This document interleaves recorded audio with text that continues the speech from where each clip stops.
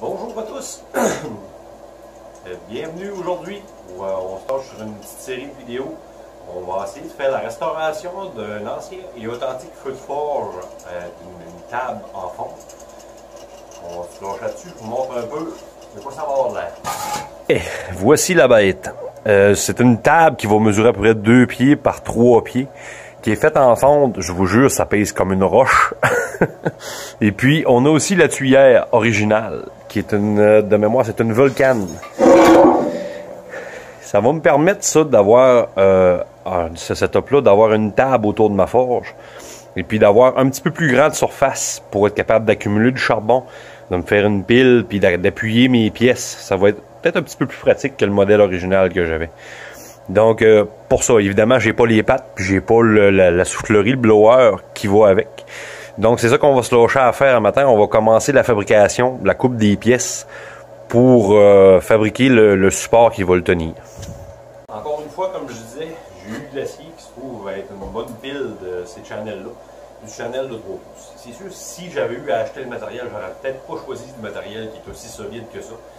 Mais dans le cas qui nous intéresse, étant donné que, premièrement, je ne paye pas l'acier, puis j'ai eu le cadeau du feu de forge, donc je vais faire composer avec ce que j'ai. Je vais vous donner quelques petits trucs d'assemblage avec ce type de matériel-là au fur et à mesure qu'on va avancer. Donc, la première étape que je vais faire, c'est que j'ai démanché des pattes, puis je vais couper mes longueurs de pattes. J'ai choisi la hauteur pour que ça donne 36 pouces de haut, à aller au-dessus de la table du feu de forge. Ce qui va me donner, si j'enlève le 6 pouces d'épaisseur de ma table, bien en dessous, ça va me donner des pattes qui vont avoir 30 pouces. J'ai déjà tracé, fait qu'on va se lâcher sur la coupe, toujours évidemment, encore avec mes équipements de sécurité, lunettes et coquilles.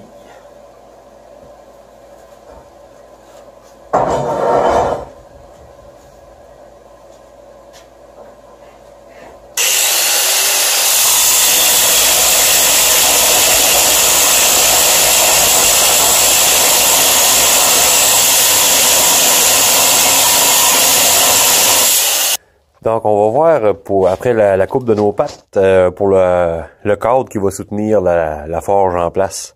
Alors, on voit ici le dessous de la forge. Puis, on va se rendre compte qu'on va avoir besoin d'un cadre qui a 24 pouces par environ 36 pouces. Fait qu'encore une fois, on va se couper du matériel. Puis après ça, je vous reviens pour l'assemblage du cadre. Puis là, je vais vous donner quelques petits trucs en assemblage. Je vous reviens sous peu. Donc là, on va être rendu au moment de commencer l'assemblage. On va vouloir avoir fait préalablement, après avoir coupé nos morceaux. Comme là, moi, je récupère de l'acier. Donc, ce qu'on va vouloir faire, c'est meuler pour enlever la peinture. Voilà, en premier lieu, pour que ce soit beaucoup plus facile à souder, faire une soudure efficace. Puis ça va aussi éviter, en même temps, quand on brûle la peinture, ça fait des gaz qui, en plus de sentir vraiment mauvais, qui vont être nuisibles pour la santé. En les meulant comme ça, ben, en portant une protection respiratoire appropriée lors du meulage, on va éviter beaucoup cette partie-là de peinture qui brûle et qui chauffe. Donc, ce qu'on va vouloir faire, on va commencer par un côté long à 36, puis mes cours, eux autres, j'ai fait 18, parce que je voulais avoir un cadre qui va avoir 24 pouces extérieur. J'ai du channel de 3 pouces, donc j'enlève 3 pouces chaque côté, ce qui me donne la longueur de ma pièce intermédiaire entre les deux. Ce qu'on va vouloir faire en utilisant notre équerre, s'assurer qu'on va être vraiment perpendiculaire. De toute façon, on va se mettre à faire on va venir pointer notre assemblage dans les coins en premier lieu, parce que ça va nous éviter de passer par-dessus nos tacs quand on va venir à être prêt à souder. Je vous rapproche un peu, je vous mets une lentille, puis je vous montre ça comment on soude.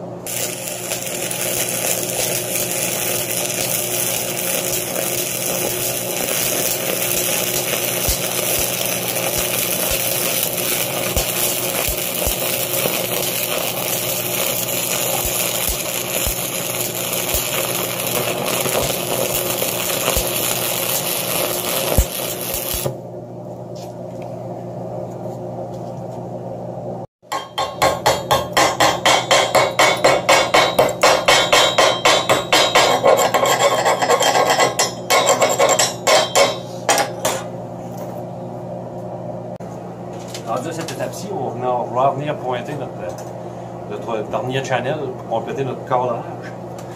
On On va le taquer, puis je vais vous montrer un petit truc après ça. Donc une fois que nos morceaux sont tous taqués en place, pour valider ce qu'on a déjà vérifié avec notre équerre, ce qu'on peut venir faire, c'est qu'on va mesurer les diagonales à l'intérieur de notre cadre, ce qu'on appelle le trait carré.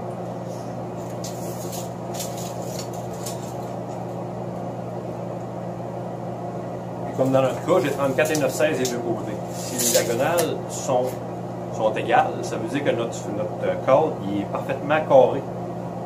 Si les mesures vont différer, dans le fond, ben, ce qui va être la mesure la plus longue, il va falloir qu'elle raccourcisse, ce qui va automatiquement faire agrandir notre rond. La méthode de le faire, on peut utiliser un serre-joint à tuyau ou qu'importe. Parce que je travaille, on utilise beaucoup des tournemoles. C'est des outils qui vont être très pratiques quand on fait de l'assemblage comme ça. Que je vais juste souder un peu mon cadre. Je vous reviens quand ça va être le temps de faire l'assemblage des pattes.